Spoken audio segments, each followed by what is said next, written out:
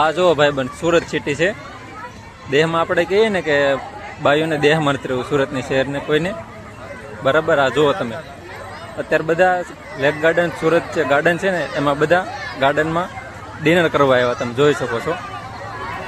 આ બધું પબ્લિક એ બધી બાયુ છે કે દેશમાં ગામડે કામ નથી કરવું, ખેતીમાં બધાના દેહમાં કામ કરતા ગાંઠા વળે છે અને આ ગાર્ડનમાં ખાવા આવું છે. જુઓ, બાપ દાદાની 100 વીઘા 50 વીઘાની વાડીઓ છે એમાં કામ નથી કરવું, અહીં બધા ખાવા આવે છે. જુઓ તમે, આ છે સુરતનું પબ્લિક અને આ આપણે કાઠિયાવાડીની બાયુ, બધી કાઠિયાવાડી બાયુને બધે માંડ છે. તમે જુઓ આવા બધા મગજ હાલે બધાના.